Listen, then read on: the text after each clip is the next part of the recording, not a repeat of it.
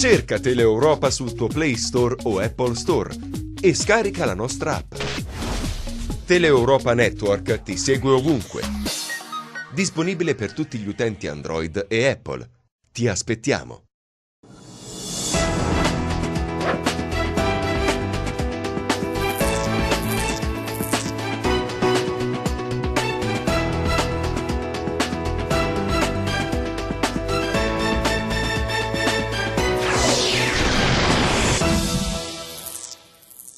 Signore e signori, benvenuti a un nuovo appuntamento con Replay, 4 giugno, in diretta dagli studi di Teleeuropa Network. Il Cosenza approda in semifinale alle Final Four dei playoff di Serie C, battendo la San Benedettese prima in casa al San Vito Marulla e ieri sera a San Benedetto del Tronto. Parleremo di questi 180 minuti a dir poco perfetti della squadra del tecnico Braglia insieme ai nostri ospiti e parleremo anche dell'avversario che incontrerà in semifinale, ovvero il Sud Tirol. Andiamo subito a presentare i nostri ospiti, partendo dal coordinatore della trasmissione, Franco Segreto. Buon pomeriggio a tutti e tutti gli amici che ci seguono da casa. Oggi una gran bella trasmissione, avremo poi tra le altre cose una telefonata importantissima con la redazione di Sky Sport di Milano, non vi dico con chi ci metteremo in contatto. Silvia. Per Cosenza Channel, Carmen Nartusi. Buonasera. Nuovacosenza.com, Pippo Gatto. Buonasera. Che ringraziamo perché è rientrato stamattina alle 7 da San Benedetto. Sì, fresco proprio come una rosa, non direi. Vabbè, ti riprenderai nel corso della tua Speriamo. Poi per la Gazzetta dello Sport, Alessandro Russo. Sì, buonasera. E il nostro amico Aldo Cennamo. Buon pomeriggio. Aldo, siamo felicissimi, vero? Meglio di così non poteva andare. Penso che non ci sia cosa più bella oggi. Allora Franco, Sì. un film perfetto quello del Cosenza, 180 minuti in cui la squadra dei Lupi Rossoblu ha battuto prima in casa per 2-1 la San Benedettese e poi ieri sera ha vinto 2-0. Risultato tondo, nulla da dire, tutto anche forse inaspettato, visto che la San Benedettese non era proprio un avversario facile.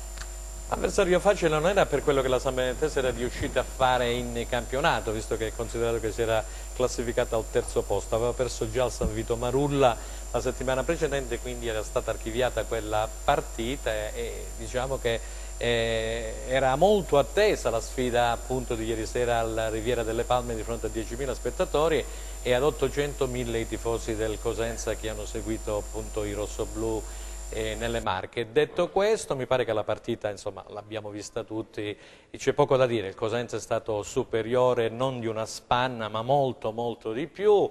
Ho visto una San Benedettese molto tesa, con qualche giocatore che per la verità, insomma, anche ai limiti del regolamento ha fatto delle entrate un po' particolari, un po' pesantucce. Non voglio fare i nomi, ma forse qualcuno che ha giocato nel Cosenza o che di Cosenza poteva comportarsi in maniera diversa, per carità, perché bisogna dare anche, come dire, bisogna saper giocare, bisogna mettere in campo anche un po' di fair play. Detto questo, condizione atletica del Cosenza invidiabile, una difesa impenetrabile, centrocampo tosto con il play praticamente palmiero, scuola Napoli che insieme a Tutino ha un po' gli occhi addosso di un po' di società di Serie B insieme ad Okereke, quindi una squadra che nei vari reparti è stata messa in campo con dovizie di particolare e tatticamente impeccabile da parte del tecnico Piero Braglia. Quindi una vittoria che non fa una grinza, addirittura il risultato poteva essere ben più, come dire, ben più congruo se alla fine Tutino magari o chi per lui Okereke avesse sfruttato sotto rete magari le occasioni capitate. Poi vedremo comunque gli highlights, sentiremo anche l'allenatore, dall'altra parte parlerà il presidente Fedele perché è da un paio di mesi che la San Benedettese è in silenzio stampa e quindi poi andremo col dibattito in studio. Non devo aggiungere altro, Cosenza ha guadagnato sul campo i galloni di capitano per entrare naturalmente in queste semifinali. Silvia. Allora, andiamo a vedere cosa è successo anche negli altri quarti di finale, quindi chiamerei la regia per vedere gli altri risultati delle partite disputate ieri. Reggiana-Siena, il Siena ha battuto la Reggiana per 2-1, quindi si aggiudica il passaggio. Cosenza-San Benedettese 2-0, passa il Cosenza. Viterbese-Sud Tirol 0-2, passa il Sud Tirol. Feralpi Salò Catania, il Catania vince per 2-0, passa il Catania. Le semifinali saranno così come da grafica, mercoledì 6 giugno, Siena-Catania, Sud Tirol-Cosenza. A proposito di questo possiamo già dare gli orari di queste due partite: Siena-Catania alle 20:45 in diretta su Rai Sport, Sud Tirol-Cosenza alle ore 20. Il ritorno, Franco, sarà in diretta su Rai Sport, quindi domenica 10 giugno, Cosenza, Sud Tirol in diretta su Rai Sport. Sì, perché sul sito di Rai Sport, Lega Pro, anche della Lega Pro, del Cosenza Calcio, quindi si giocherà praticamente, come hai detto tu, di fronte alle telecamere di Rai Sport la gara di ritorno.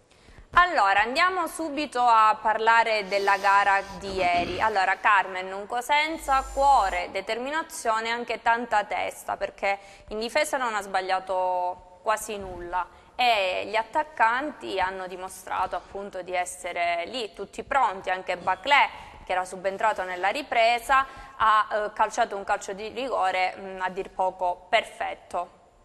Sono assolutamente d'accordo con te, tra l'altro ricordiamo che Baclé salterà la prossima gara perché era diffidato e questo è uno degli handicap che abbiamo, che hanno le squadre che hanno disputato l'intero playoff, diciamo, a dispetto delle seconde classificate che sono subentrate in corso d'opera, proprio perché non sono state mai azzerate le ammonizioni dal campionato. Il Cosenza si ritrovava già ieri sera con 10 diffidati e ne avrà 9 nella prossima partita. Comunque, detto questo, sono d'accordo con te nel momento in cui poni l'accento sulla mente, perché oltre ad aver giocato la partita quasi perfetta, secondo me lo stato mentale attualmente del Cosenza si potrebbe definire quasi uno stato di grazia. La squadra è sempre lucida, è sempre tranquilla, a dispetto dei nostri avversari che tante volte abbiamo visto. Ieri sera sicuramente una tensione da parte dei giocatori della San Benedettese che li ha penalizzati oltremodo. Sei d'accordo con me? Sì, temevano secondo me il Cosenza, perché se posso dire la verità, vedevo inquadrati, vedevo dei primi piani sui volti dei giocatori con una tensione tirati. Incredibile. Gli stessi nostri giocatori hanno ammesso che si aspettavano, arrivando lì, di essere tirati insomma nella trappola del nervosismo, quindi erano preparati a non cedere. E al tempo stesso non hanno accusato neanche cali di tensione che poteva succedere vincendo insomma dei primissimi minuti. E in conclusione, secondo me, in tutto ciò c'è lo zampino e l'impronta dell'allenatore, non potrebbe essere diversamente. Mister Brai, scusami a volo, datemi la telecamera, si può chiarire se alle semifinali si azzerano le ammonizioni e le diffide? Saluto a tutti, in particolare al mio amico Alessandro Russo.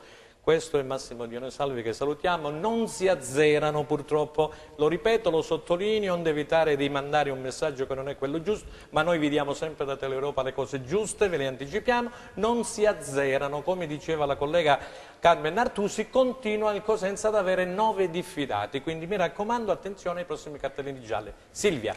Allora Pippo, tu eri a San Benedetto, quindi ci racconterai un po' le emozioni che avete vissuto al seguito del Cosenza. Ieri c'erano circa 900 tifosi rossoblù, c'era anche una rappresentanza della tifoseria di Ancona a supporto del Cosenza, uno stadio che più o meno ha chiuso quasi a 11.000 spettatori.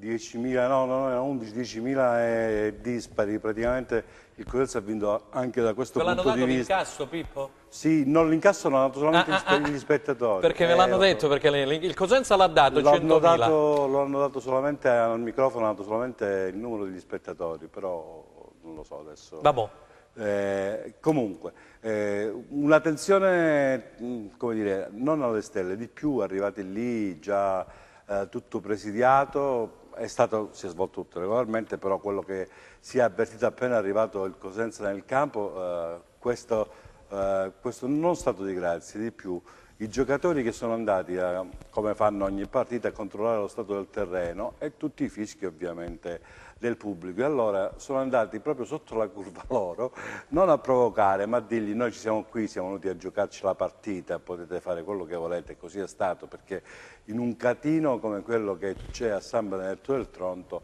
giocare è una cosa veramente difficile.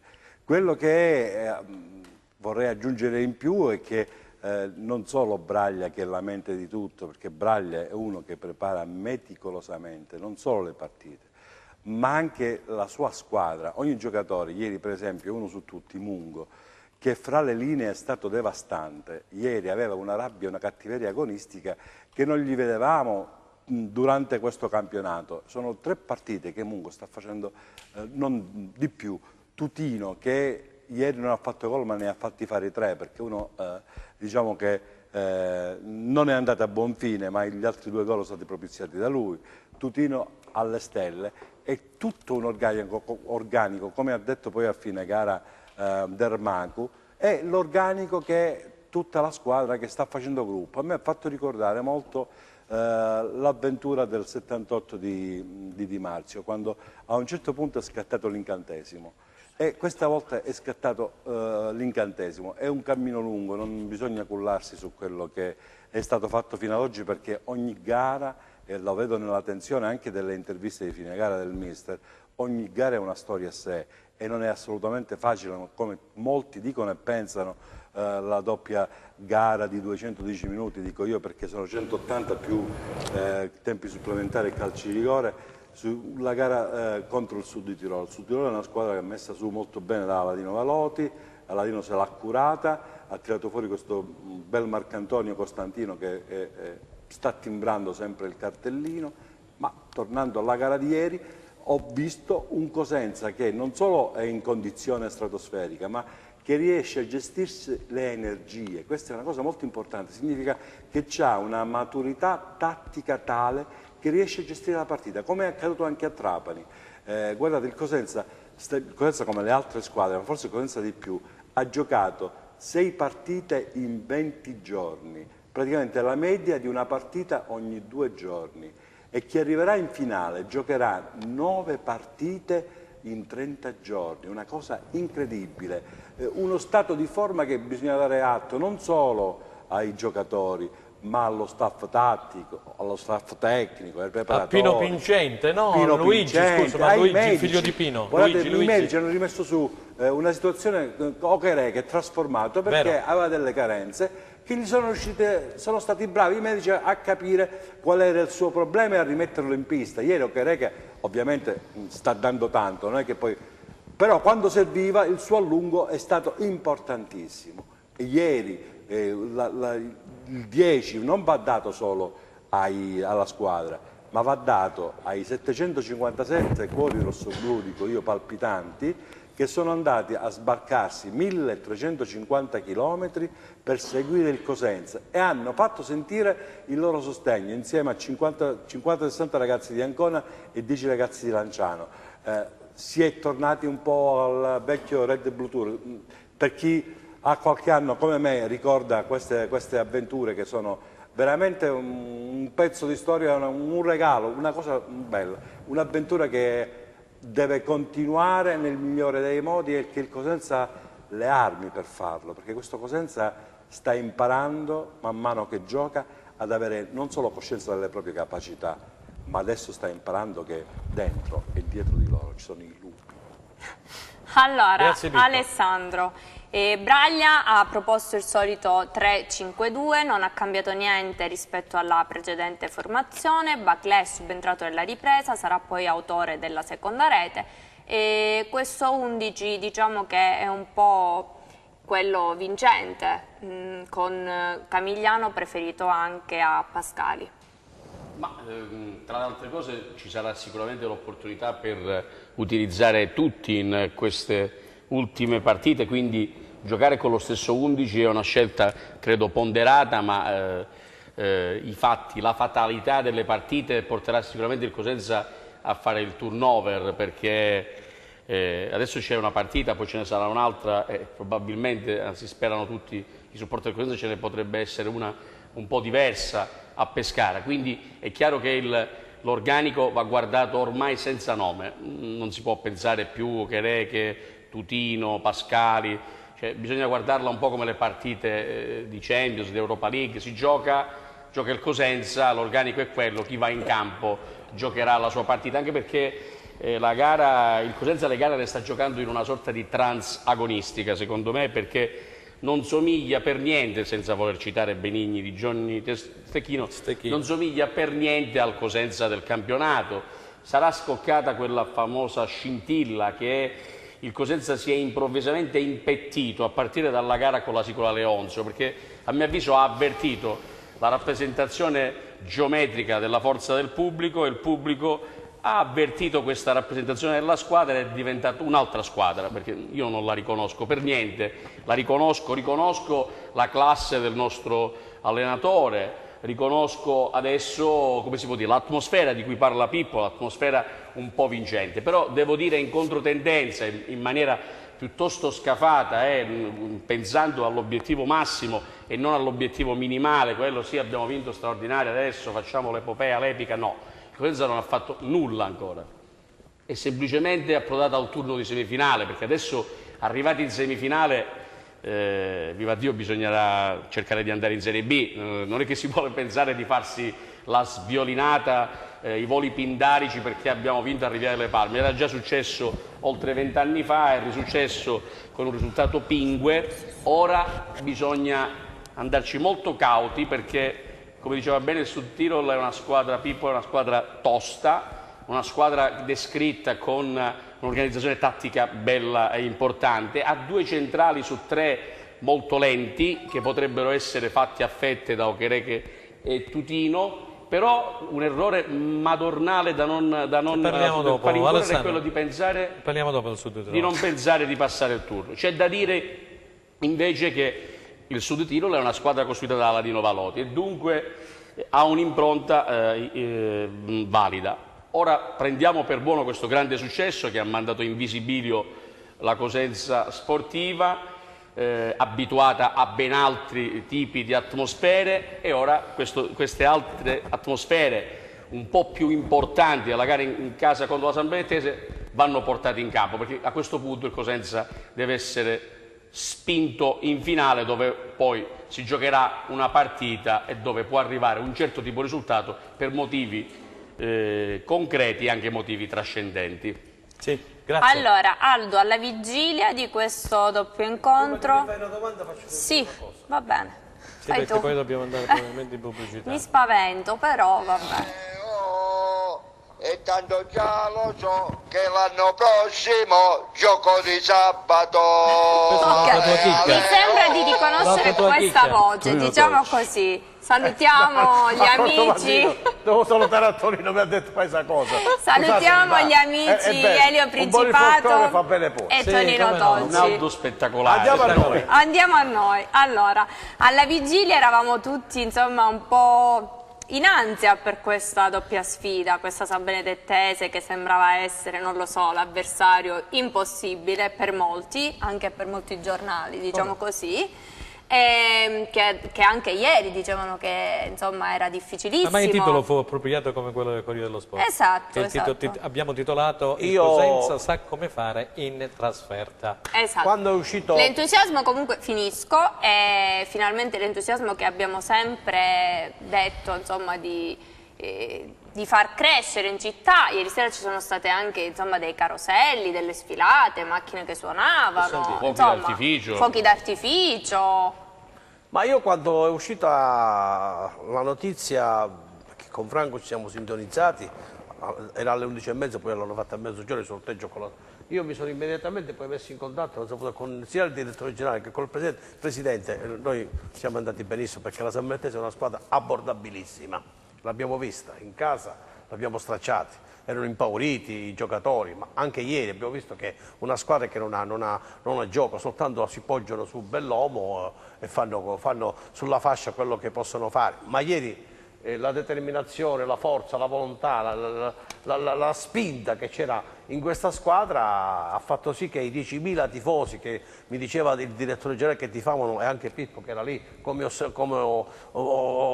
in modo veramente eccezionale, rimbombavano lo stadio da tutte le parti, sono stati inferiori rispetto agli 11 nostri leoni in campo, perché quando la squadra del Cosenza che con Braglia ha trovato il ritmo, gioco, determinazione, ma soprattutto preparazione atletica, stanno fisicamente bene, giocano 90 minuti. minuti, non hanno pause. Poi i cambi importanti nel momento in cui deve far riposare alcuni giocatori, perché come diceva sia Alessandro che Pippo, questa squadra sta giocando 9 partite, 6 partite in 20 giorni, quindi è veramente una cosa stressante dal punto di vista fisico e psicologico. Questa squadra è forte, è una squadra fortissima, ha trovato elementi che tutti pensavamo che fossero non validi, invece Tutino, Chereche, Del Maco, tutti i giocatori che poi, Corsi stesso, ma poi soprattutto il centrocampista Palmieri, che sembra veramente un giocatore ritrovato, scoperto, per cui questa squadra arriva alla semifinale in una condizione strepitosa. Io sto dicendo sempre che sono gli altri che devono preoccuparsi di noi e non noi degli altri, perché questa squadra che non conosco, onestamente non mi metto a parlare di questa squadra perché non l'ho vista mai giocare. Va bene, parliamo dopo. Mi fido di quello che poi diranno gli esperti, ma preparata sì da Valotti, ma il Cosenza si gioca come ha giocato col Trani e ieri col Trapani e ieri con la San Benedettese, in casa e fuori casa non c'è storia. Andremo a Pescara a farci questa finale e mi auguro che non incontriamo il Siena. Onestamente il Siena è una squadra che a me mi fa paura. Vabbè, Siena e Catania. Comunque Aldo diceva è costruita da Valotti prima che Valotti passasse poi al Palermo, sì, esatto. Se no c'è qualcuno che segue da casa e dice ma come Valotti a Palermo? Valotti è andato via da Cosenza, è andato lì a Bolzano al Sud di Tirolo, ha messo su questa e poi Zamparini lo ha chiamato qualche mese fa. A proposito, Franco, c'è una notizia di mercato che riguarda il Cosenza. Alessandro, vai. A proposito del Palermo, il Palermo ha messo, tanto dura un secondo, poi è pubblicità, ho capito. Il Palermo ha messo gli occhi su Saracco, il portiere del Cosenza, lo sta facendo seguire, è venuto anche Valotti a vedere la partita, è venuto per tifare lupi, ma anche e soprattutto per osservare Saracco, che è stato attenzionato al Palermo sia per la B sia per un'eventuale Serie A. Benissimo. Benissimo, allora noi ci fermiamo per la pausa pubblicitaria, restate con noi.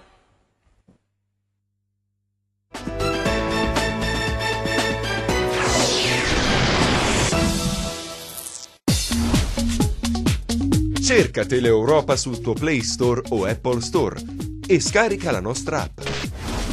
Teleeuropa Network ti segue ovunque. Disponibile per tutti gli utenti Android e Apple. Ti aspettiamo.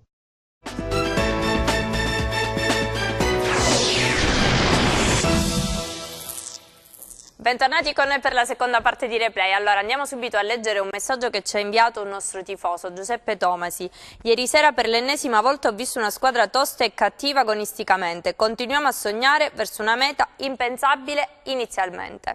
Allora salutiamo Giuseppe e Franco, andiamo a vedere gli highlights proprio di San Benedettese Cosenza. Grazie, andiamo a vedere quello che è successo, così la commentiamo con il nostro Pippo, con nostro Alessandro Russo. Questo è lo Stadio delle Palme. Pippo, vuoi partire tu? Vai, io ti faccio da voce tecnica, vai. Fai tutto tu, Franco, tranquillo, tu eri per carità. Ubi Maior, un catino, no, Ubi Maior lo dico io, per carità. La San Benedettese prova un po' a farsi vedere, come vedete si ferma alla 3/4, non va mai oltre, cioè praticamente questo è il massimo che riusciva a fare. All'inizio il Cosenza l'ha studiata, due tiri hanno provato a fare, non sono riusciti neanche a vedere la porta. Primo contropiede del Cosenza, eccolo qua, se ne va Ochereche, trova Mungo e Mungo la mette dentro. Eccolo qui. Primo tiro in porta, primo gol. Più di questo che vuoi Molto dire? bella, molto organizzata. Palmieri che aveva pescato l'azione. È un'azione molto bella e tra le altre cose la rabbia di Mungo, guardate un po' il tiro, l'assist di Tutino. Tutino è stato bravissimo. Eccolo lì. È un po' forse qualche colpa per C'è una deviazione, una leggera deviazione? Sì, ti sembra che un difensore la tocchi un po'. Eccola qua, sì, e ha spiazzato Perina. Per il resto loro sempre con questi tiri arrivano alla 3/4 e non fanno niente di meglio. Qui c'è Marchi, mi pare che arriva alla conclusione. Questa è la migliore occasione che ha avuto la Samp. Esatto. Eccola.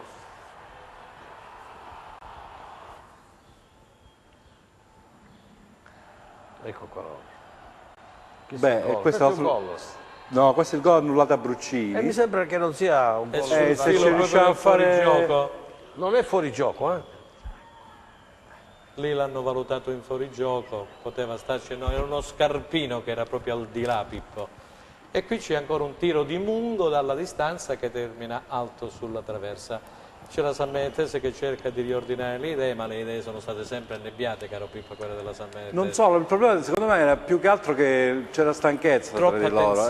Il gol preso lì un po', non dico buttati giù, ma quasi, perché alla fine il Cosenza, se vede, il pallino del gioco ce l'ha sempre lui, e guarda, riesce ad aprire tranquillamente, e solamente l'improvvisazione, cioè la fretta di fare gol che magari penalizza un po' i giocatori del Cosenza, però ha creato il Cosenza le occasioni migliori, tutte con grandi ripartenze. Da Dorazzi a Corsi sulle fasce hanno fatto quello che hanno voluto praticamente. Qui c'è un tiro dalla distanza di Palmiero, Palmiero, bravo. Ed Berina devia sulla traversa, e qui c'è il cambio.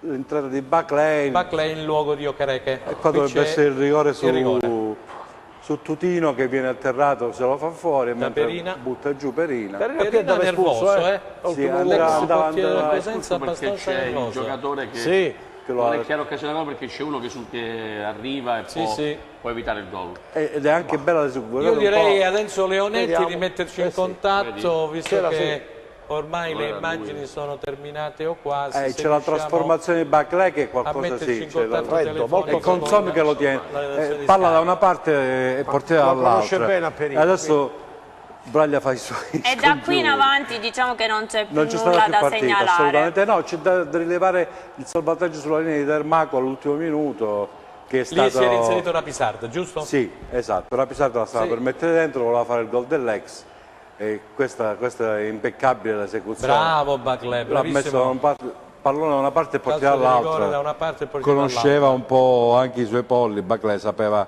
perché ci si è sempre allenato, a quanto ho saputo io, gli ha fatto sempre gol durante gli allenamenti.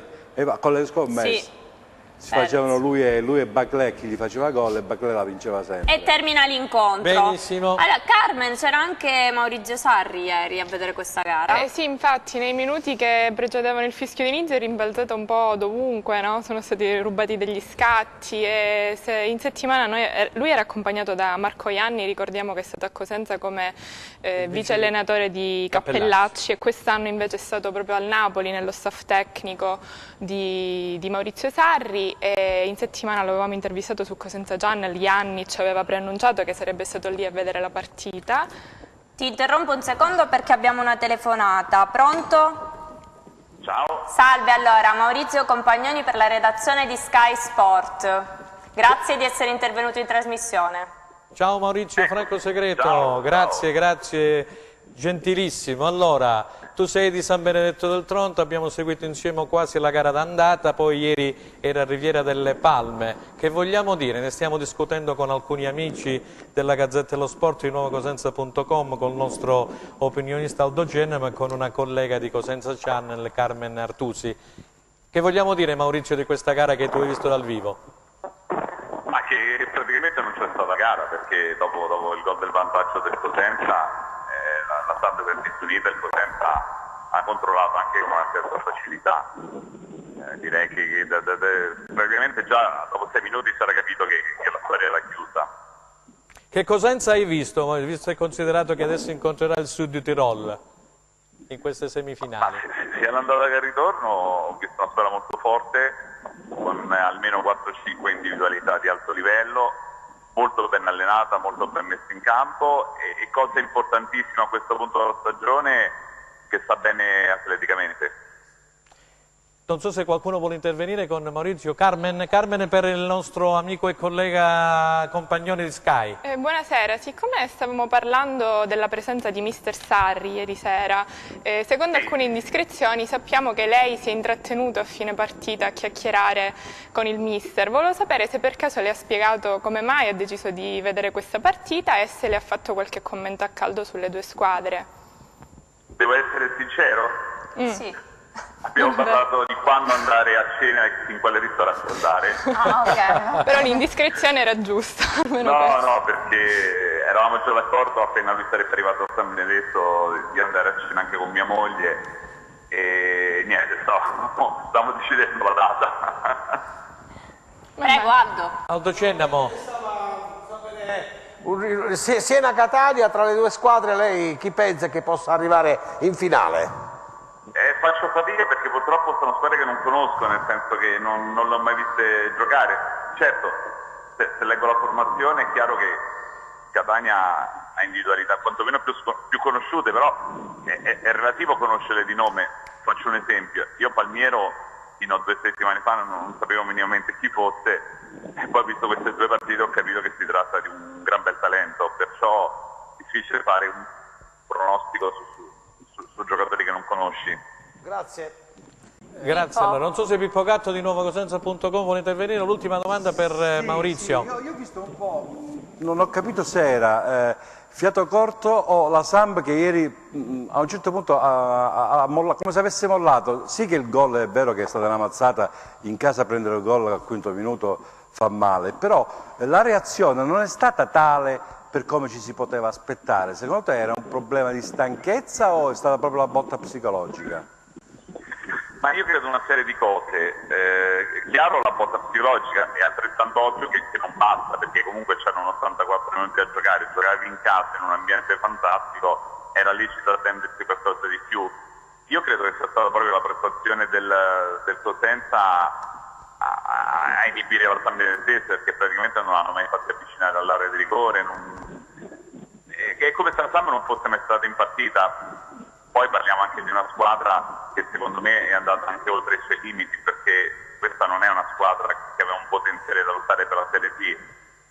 Sono stati degli errori sul mercato la scorsa estate, per carità, errori che si possono fare perché tutte le società possono sbagliare. Mi riferisco soprattutto ai giocatori che sono costati di più, che non hanno reso, che poi sono andati tutti via.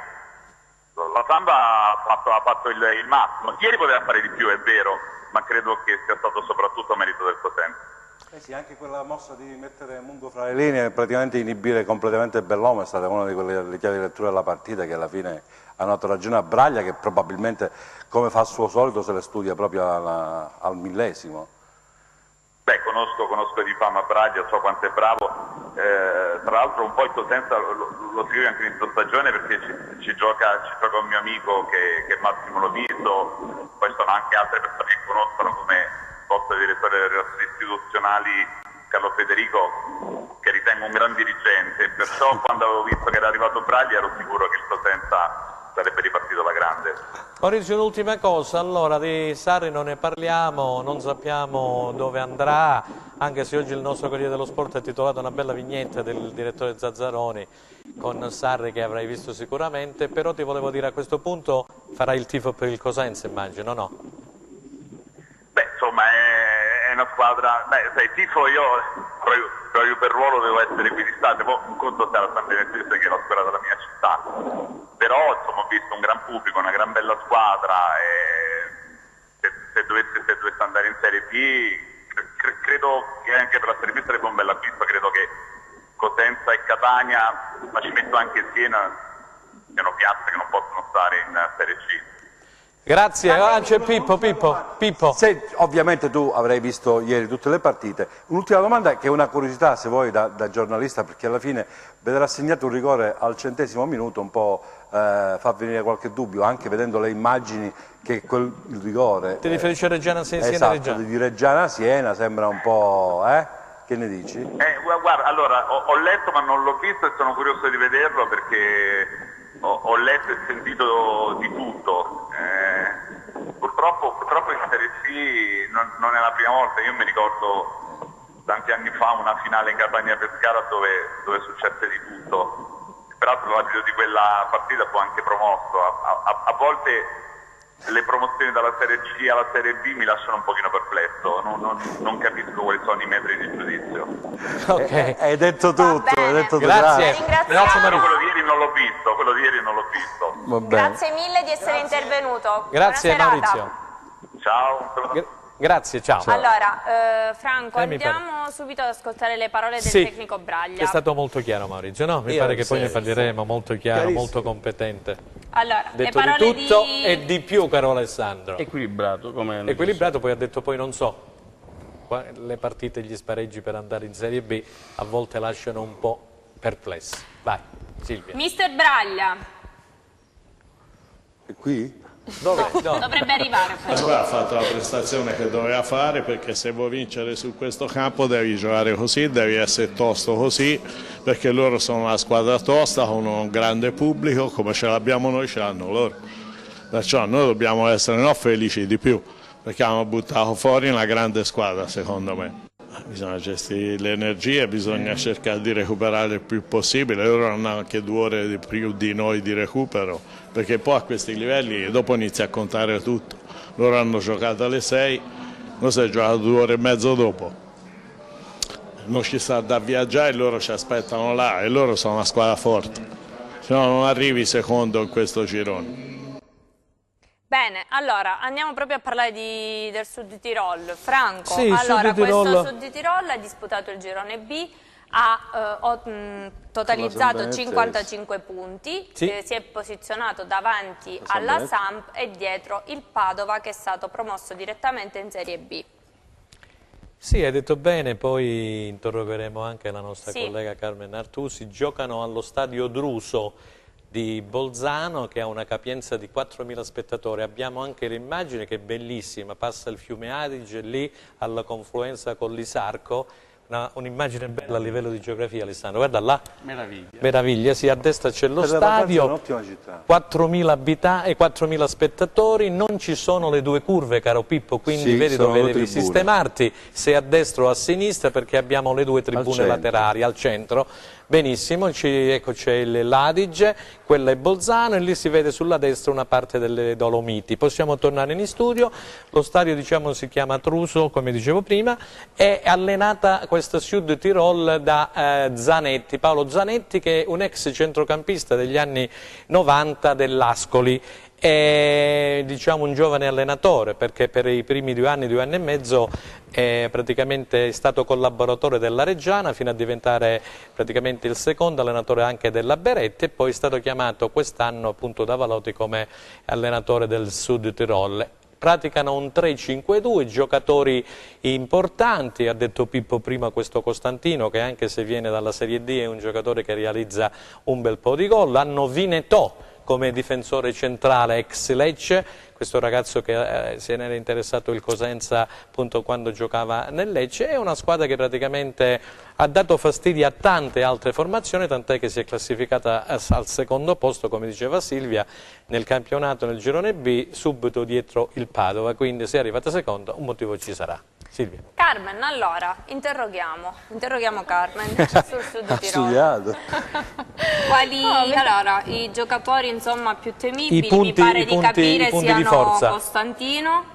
No, allora, che ieri è andato anche a segno. Come abbiamo detto che il Cosenza sta vivendo uno stato di grazia, c'è da dire che la stessa cosa vale per il Sud Tirol, perché è una squadra che ha vissuto un crescendo nel finale di campionato. Avete già detto voi che si è classificato secondo a 2 lunghezze dalla San Benedettese, ma è un secondo posto che è stato agguantato appunto in un finale di campionato dove hanno collezionato una serie di vittorie consecutive in un crescendo di prestazioni sia come squadra che come singoli, anche con un pizzico di fortuna se vogliamo che serve e non guasta, perché molti di questi risultati, caro Pippo, caro Franco e caro Pippo, sono arrivati della San Benedettese. Sì, sono arrivati nei minuti finali insomma delle partite. E questo gli ha dato fiducia, gli ha dato una fiducia in se stessi insomma, che li ha portati a disputare delle partite diciamo di livello.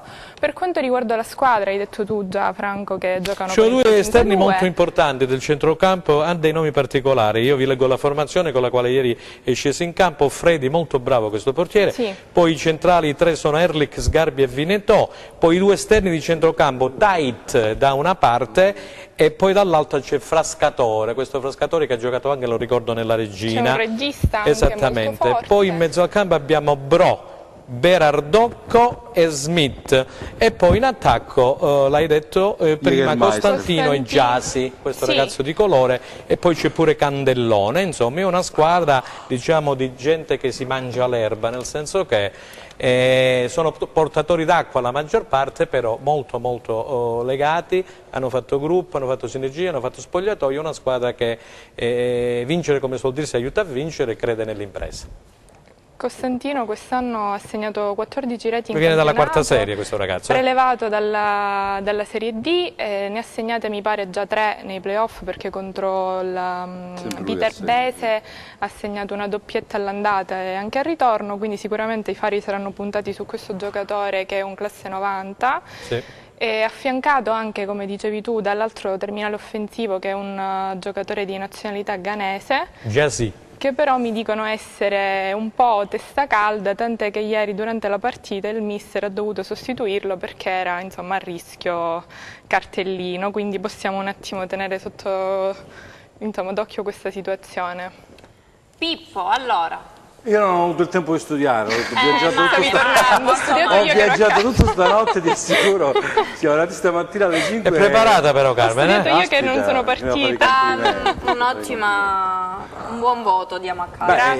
Possiamo comunque puntualizzare e precisare che alle semifinali chiunque vende l'anima al diavolo, nel senso che qualunque squadra arrivata a giocarsi veda un passo alla finale di Pescara dà il massimo delle energie, quindi al di là di tutti i discorsi, solo 2000 spettatori, è una squadra giovane, il campionato che praticamente ha perso la San Benedettese, perché vi ricordo la San Benedettese a 3 giornate alla fine è la seconda, ha perso 3 partite di fila che è costata poi la panchina a Capuano. E alla fine sai che ieri Mario Somma ha parlato benissimo di Eziolino Capuano. Esatto, non solo Capuano lo hanno tutti i tifosi, ieri il commento che c'era erano tutti i commenti contrari a Moriero e tutti quanti che dicevano se ci fosse stato Capuano non avremmo fatto per loro questa fine, però io ribattevo e ribadivo, guardate che in campo c'erano 2 squadre e a mio avviso il Cosenza, come giustamente ha sottolineato Compagnoni, il Cosenza non ha fatto giocare per come voleva la San Benedettese. Al di là di questo, a mio avviso, è una partita molto importante, si venderà cara l'anima, però bisogna dire che il mix esplosivo del Cosenza fra giovani e giocatori di esperienza è molto importante. Al di là che poi dalla magia che ha aggiunto poco fa Alessandro, lo condivido pienamente, questa esplosione, questo ritrovamento delle proprie forze, dell'identità da parte dei giocatori che hanno capito che hanno non solo le loro forze, ma hanno svegliato tutto questo vulcano che cova sotto le ceneri che c'è a Cosenza, questo tifo, questa passione che li sta travolgendo. Sì. A questo punto l'unica cosa è dirgli un po' occhio, perché in campo ci stanno 2 squadre importanti. Alessandro e Aldo, vedi che c'è una notizia da dare Silvia, per voi due. A proposito di tifo, appunto, l'assessore Vizza, che abbiamo sentito telefonicamente prima della trasmissione, ci ha informato del fatto che il Comune sta lavorando su diversi fronti. Ancora di ufficiale non c'è niente, verrà comunicato ovviamente tramite il sito della società, del Comune, eccetera, e si lavora per 2 pullman che darà il Comune per i tifosi che volessero raggiungere Bolzano, per il maxi schermo per cui si attende l'autorizzazione della Questura, ci sarà un incontro proprio prefettura nelle prossime ore, e in più la Commissione provinciale con l'ausilio di tecnici e autorità valuterà l'apertura anche della tribuna RAO, cioè la tribuna B. È tutto in divenire, insomma, della parte superiore. Nelle prossime ore avremo qualche notizia in più. Aldo, sì, dimmi. Vai Aldo, vai. La notizia si sta lavorando alacremente perché è molto impegnato il Comune, ma anche le altre istituzioni, sia la Prefettura che la Questura. Che la Questura, sì, sì. Stanno lavorando. Perché? Perché i biglietti attualmente oggi che abbiamo sono 10.800. Allora si sta lavorando sulla tribuna B, la parte alta, si sta lavorando sulla curva nord, per cui se riusciamo, se si riesce in questi giorni, tra oggi e perché domani mattina c'è la riunione decisiva, gli operai del Comune stanno lavorando sulla tribuna B nella parte alta perché c'erano piccoli problemi.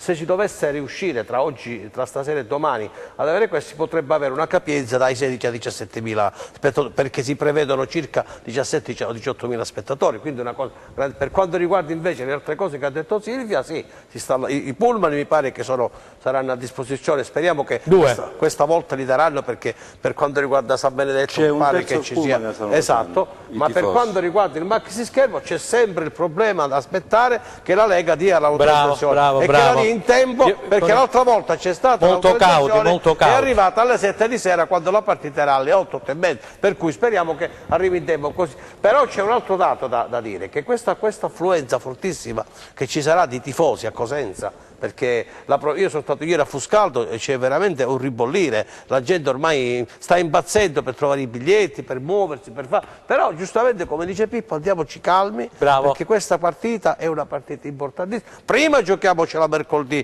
lì venendo con un risultato positivo da Bolzano, poi domenica pensiamo, perché questa squadra è una sorpresa in ogni campionato, ma soprattutto in questi playoff che sono un altro campionato. C'è un altro campionato, ci sono purtroppo le squadre a sorpresa. Questa è una sorpresa perché tra Siena, Catania e Cosenza sono realtà, questa è una sorpresa e bisogna stare attenti. Esatto, allora noi ci fermiamo per la pubblicità, sì, restate con noi per la terza parte di replay, sentiremo telefonicamente anche il responsabile della biglietteria che ci darà le ultime info per quanto riguarda i tagliandi. Grazie.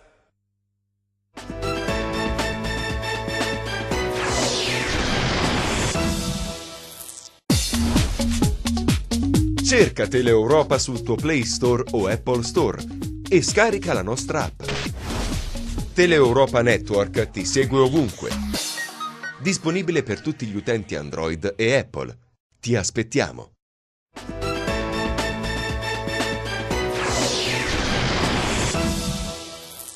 Bentornati con noi per la terza parte di replay. Pippo, volevi dire qualcosa? Sì. Alessandro. È arrivato un messaggio, innanzitutto i saluti di Aladino Aloti che avevamo sentito, stavamo parlando a tutti quanti tra altre cose con Forza Lupi. Aladino è sempre rimasto legato a Cosenza ed è con un cuore rosso-blu.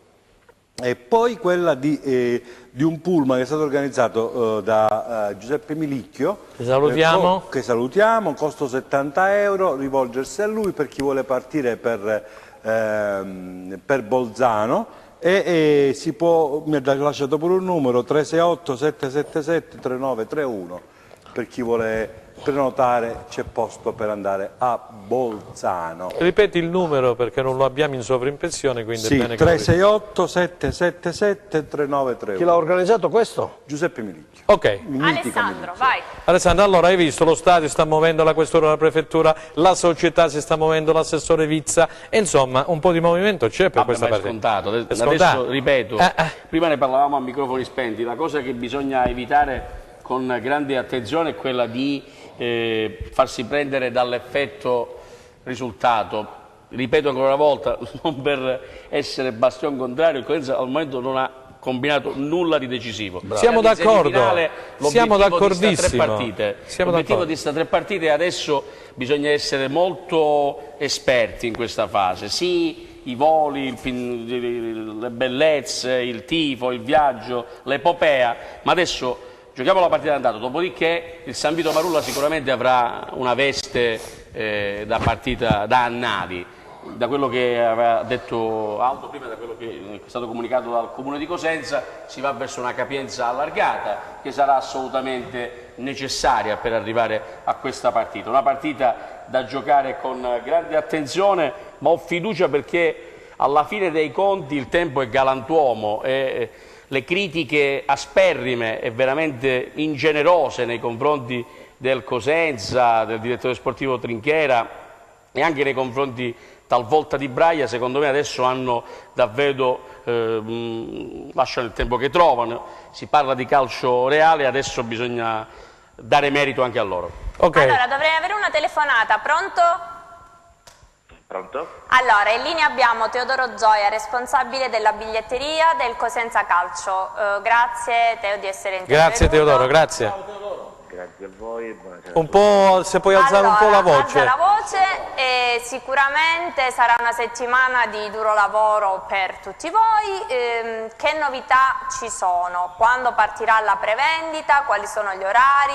Se ci sono novità relative ai settori? Se la tribuna B, come la scorsa partita, sarà aperta? Se si aprirà anche ad altre soluzioni? Come insomma si pensa? Allora, Sarà sicuramente una settimana pienissima dove avremo tantissima gente che accorrerà allo stadio a comprare il biglietto. Per quanto riguarda i settori ancora non abbiamo molte novità, stiamo aspettando le autorizzazioni delle autorità, quindi al momento abbiamo sempre i nostri soliti settori aperti. Fammi capire, la tribuna B, la tribuna, sono Franco Segreto e ti saluto, la tribuna B scoperta la mettete in vendita però, no? O no? Al momento aspettiamo autorizzazione, al momento no, aspettiamo delle autorizzazioni e appena arriveranno metteremo in vendita anche la tribuna B. E Teodoro, scusami, un'ultima domanda da parte mia, quando partirà la prevendita? Stiamo aspettando anche in questo caso l'ok da parte della Lega.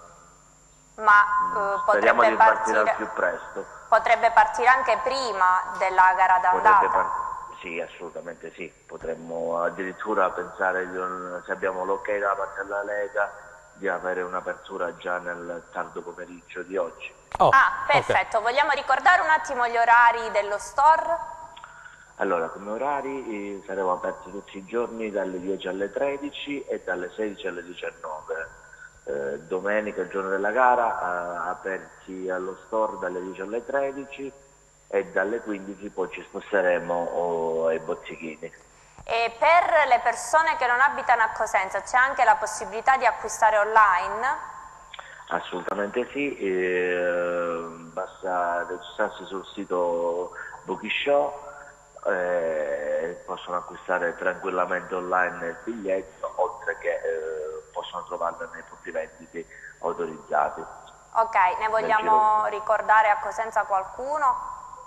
A Cosenza possiamo ricordare in prima fila Bar dello Stadio, Caffetteria del Corso, All-in, ce ne sono diversi. Sul Tirreno qualcosa? Sul Tirreno purtroppo no. Va bene, lo possono comunque acquistare online? Sì, assolutamente sì. Booking.Show, l'ha detto. Ok, perfetto. La partita quindi alle 20:30 domenica.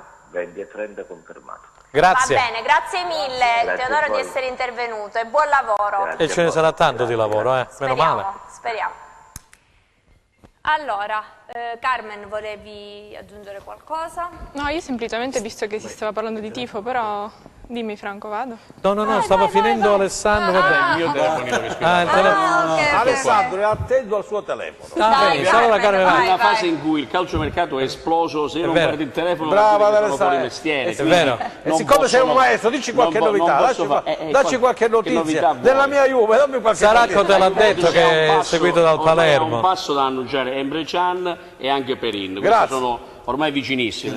Il direttore sportivo Paratici è annunciato da domani a Milano nel solito hotel Parigi in pieno centro. E tu quando vai tu? A Milano, a breve saremo a Milano, anche siccome è un'attività abbastanza di intelligence, dire dove sono e dove non sono. Ti posso chiamare? Ti posso chiamare tramite telefonino? Sì, come ho sempre fatto. Sì, se non sono in diretta sì, perché Aldo chiama anche mentre sono in diretta, per avere le notizie. Possiamo rilevare un siparietto. No, visto che stavamo parlando di tifoseria, già insomma dei numeri che si prevedono con le auspicate aperture degli altri settori, volevo dire innanzitutto che a livello di tifo e di coreografie non siamo stati secondi, nemmeno in questo siamo stati secondi alla San Benedettese, anzi ieri da casa si sentiva nitidamente il tifo dei nostri tifosi, quindi aspettiamo con trepidante attesa questa notte magica che sarà domenica. Io voglio fare la romantica, perché già siccome c'è stato già Alessandro, che il mio amico Alessandro ha voluto fare la parte cinica della faccenda, allora a me lasciatemi quella romantica. Sicuramente, a parte che come mise e come bellezza, chiaramente io non posso interpretare il tuo ruolo, neanche tu il mio, perché sarebbe davvero negare l'evidenza. C'è da dire però una roba secondo me fondamentale, che ieri è stata chiesta anche al Presidente Guarascio.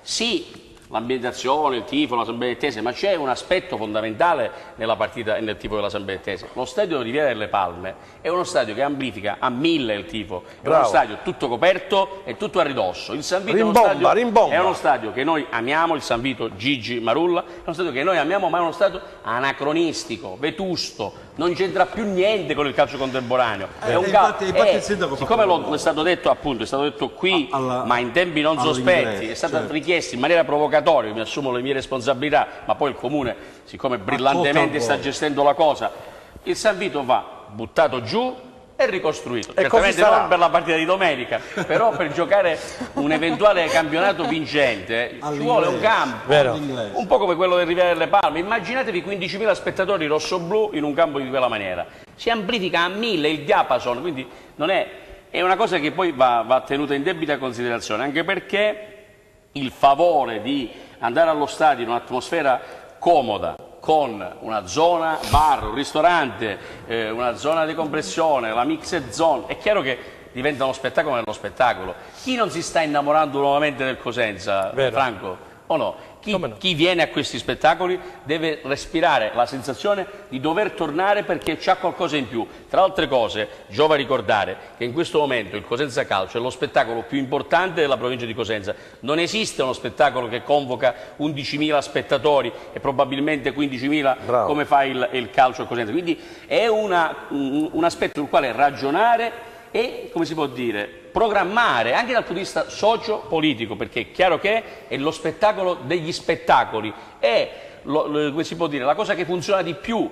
A Vibo, per esempio, c'è la Torno Callipo, ma c'è anche la Vibonese in Gia, a Catanzaro c'è il Catanzaro, a Cosenza c'è questo Cosenza, come a Crotone. Allora a questo punto bisogna farlo salire di tono, cercare di dargli anche una casa adeguata, un San Vito Marulla. Quel progetto che abbiamo visto del Comune fa venire davvero i brividi, speriamo che, anche perché porterebbe un indotto non da poco, e siccome la città è in grande evoluzione, è una città che comincia a muoversi sempre più verso una città di stile europeo. Io ricordo negli anni 90, quando l'allora sindaco Giacomo Mangini fece quella programmazione del piano urbano, sembrava delle cose fantascientifiche, sembrava 2 minuti di stare nello spazio, non dico che io ero la scimmia col monolite, però insomma una cosa del genere. Adesso sta diventando una città competitiva e il San Vito Marulla nuovo sarebbe necessario. Aldo, avevi alzato la mano? No, io volevo dire che Alessandro ha toccato un tasto importantissimo.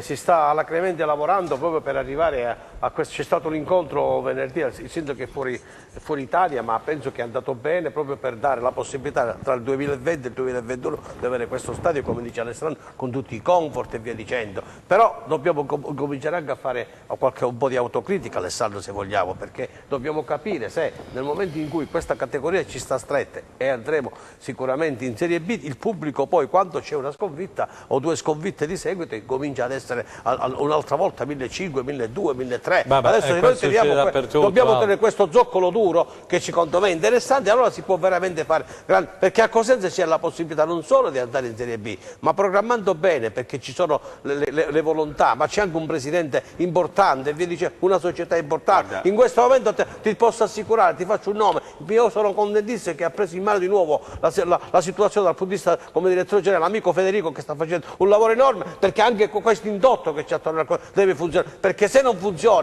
e si sfalda tutto, il discorso è che va a parte 48. Chiudiamo la possiamo chiudere per cortesia, perché Alessandro... Da San Benedetto del Tronto, velocemente, hanno questa parola d'ordine del Sambodromo e gli funziona. Perché gli funziona? Perché ovviamente il Riviera delle Palme è normale, è un piacere andarci.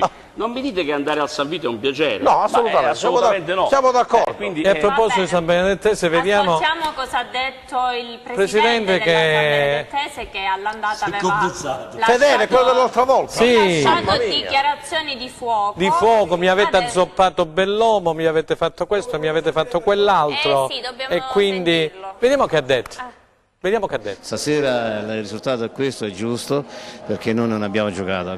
Forse secondo me una delle, come ho detto l'altra volta, la più bella partita col Piacenza, questa è la più brutta partita da San Benedettese. Ci sta. Io ho detto ai ragazzi è andata, pensiamo al prossimo campionato, vediamo come riusciremo a organizzare questa San Benedettese il prossimo anno. Se va in campo una squadra e va in campo determinata, la nostra oggi non lo era impaurita, non ci sono scuddasanti, loro hanno vinto perché hanno meritato di vincere.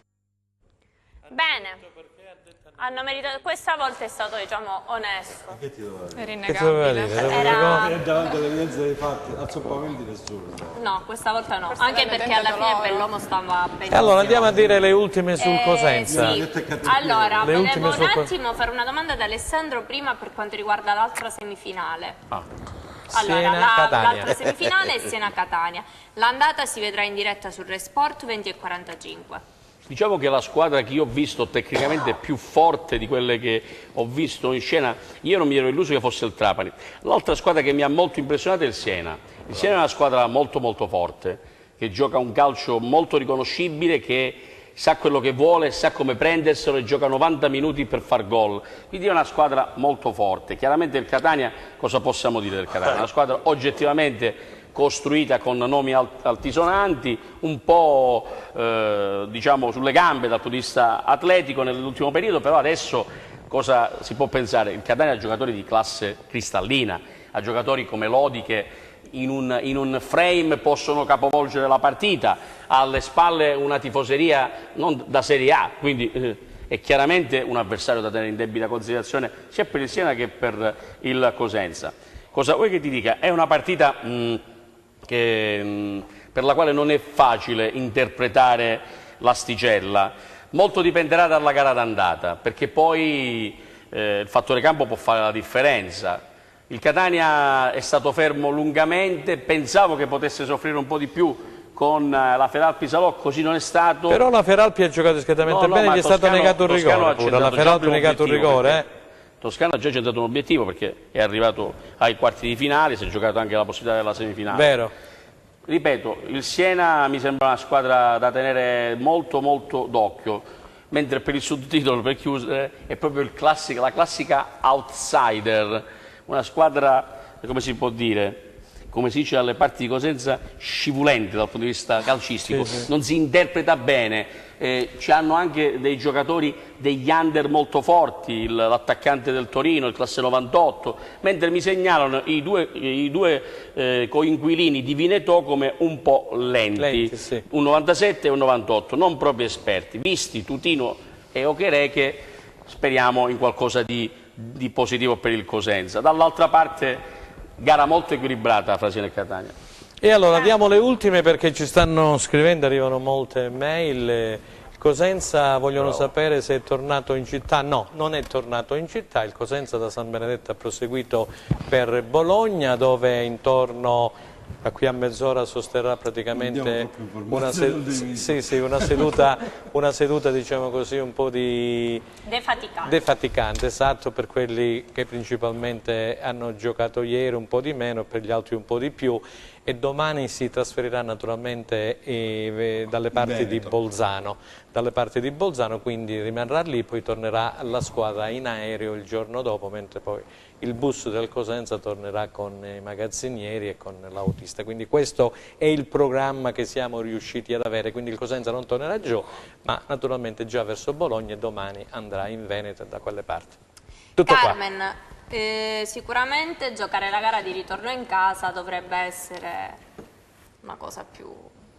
Potrebbe, si dice spesso in questi finalmente casi giochiamo la gara di ritorno in casa, finalmente. Abbiamo giocato diciamo sempre in casa la prima e in trasferta la seconda. Con questo clima diciamo che si sta vivendo in città sicuramente potrebbe fare la differenza, ci potrebbe essere questa spinta. Non è detto che sia sempre diciamo, un fortunato giocare il ritorno in casa, ma nel nostro caso secondo me sarà un fattore aggiunto. Poi volevo fare una battuta prima sempre sul romanticismo di cui parlavo, perché comunque in città c'è una tensione, una vivacità che si vive in ogni dove, cioè proprio nei luoghi della quotidianità, e da più parti mi è stata fatta questa battuta sul fatto che quest'anno l'Italia non giocherà ai mondiali, è come se la nostra città stesse vivendo il suo mondiale, ecco. Vero. Ci sarà la fila in farmacia, penso che ci sarà la fila in farmacia, no Alessandro? Tu mi chiederai perché? Tu mi chiederai perché ci sarà la fila in farmacia, perché siccome sono tutti ansiosi. Oh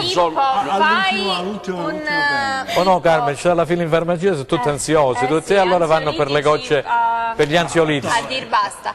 Allora Pippo, fammi un pronostico sugli spettatori. che insomma di là? No, di a qua. Bolzano Di là a Bolzano sappiamo 3.000, 3.000. Io ho detto altre volte, io non gioco mai scommesse né mi piace fare pronostici. Pure io, Pippo, siamo sulla stessa lunghezza. Di una scaramanzia ho tutte le mie cose e non ne parlerò. Fino a venerdì che c'è la mia trasmissione sono obbligato. Volare basso. Ma secondo me tutto dipende da quello che succede mercoledì. Alessandro. Ma secondo me l'atteggiamento giusto è quello di Braglia. Braglia è come si può dire, la sfinge adatta, vedo segnali da Franco. No, vai. È la sfinge adatta per questo tipo di performance. Ma anche le dichiarazioni sono state abbastanza sobrie. L'ho visto più preso del solito, perché evidentemente vede la semifinale e è anche un risultato prestigioso dal punto di vista personale. L'atteggiamento sfinge di Braglia è quello giusto. Io mi sto sforzando anche dal punto di vista della comunicazione e anche dell'interpretazione dei fatti, avendo un po' di esperienza anche al riguardo, di tenere basso il profilo. Certo, tenere basso il profilo in questo momento a Cosenza, perché basta aprire l'uscio della porta, uscire dal portone, la prima cosa che si parla è il Cosenza. Ci sarà sicuramente un San Vito gremito in ogni ordine di posto rispetto ai posti disponibili, questo è certo. Poi i posti disponibili li disporranno le autorità competenti. La partita d'andata è importante ma non decisiva. Francamente è sempre preferibile giocare prima in casa e poi fuori casa per il Cosenza visto come gioca. È un Cosenza molto sapiente, che aspetta e va. Ieri il gol di Okereke è stata una cosa meravigliosa dal punto di vista, l'azione di Okereke, il gol di Mungo è stata una cosa meravigliosa, perché Okereke non solo ha capacità atletiche e ginniche, ma ha dimostrato di avere un piede molto buono. I giocatori del Cosenza, peccato che Okereke, il Cosenza ha chiesto fino all'ultimo istante del mercato un'opzione, l'aveva chiesta proprio il presidente Guarascio, la voleva l'opzione da parte dello Spezia per un recompra, tra virgolette, o un gentleman agreement, perché il recompra non è autorizzato, ma lo Spezia non lo ha dato. Che dello Spezia, fortuna dello Spezia, perché mi sembra un giocatore destinato a fare grandi cose. Pippo, volevi dire qualcosa? Sì, magari ne proveremo un altro. No, ok. Sì, che poi siamo in chiusura, ricorda giovedì. Sì, allora, vai Pippo. Volevo sottolineare quello che ha detto giusto Alessandro, la spinge di Braglia, giusto un aneddoto. Agli allenamenti con lui si è sempre scherzato, qualche battuta l'è sempre data, ma in questo periodo provate a fare la battuta, si gira dall'altra parte, si fa scuro, cala la sala cinesca e questo in più, questo isolare giustamente tutte le reazioni da parte del tecnico e della squadra e dell'ambiente, separarli in modo da avere un ambiente asettico è secondo me una delle chiavi importanti per avere anche una squadra molto concentrata, come abbiamo visto al Sambodromo cosiddetto. Perfetto, allora vi volevo ricordare che giovedì sempre alle 15 su Teleeuropa Network ci sarà uno speciale dove apriremo alle telefonate e dove potrete intervenire da casa. È finita? Allora, siamo in chiusura. Aldo, volevi dire qualcosa? Vai, di. Solo per dire che è una partita che secondo me, io sono dell'avviso che devono gli altri che devono preoccuparsi di noi. Difficile, importante, ma noi se giochiamo come stiamo giocando, secondo me siamo la squadra più forte anche del Siena e del Catania. Per cui secondo me andiamo in finale, andiamo a pescare e andiamo a prenderci la Serie B perché è importante. Sono ottimista, io sono ottimista. Tutti quanti lo siamo. Così. A Pippo non piace, sono così. Ai saluti. Salutiamo i nostri ospiti Carmen Artusi, Pippo Gatto, Alessandro Russo, Aldo Cena. Ciao. Grazie Franco. Grazie venerdì, a tutti. mi raccomando. Giovedì, venerdì e poi lunedì. Restate sempre con noi. Buona serata.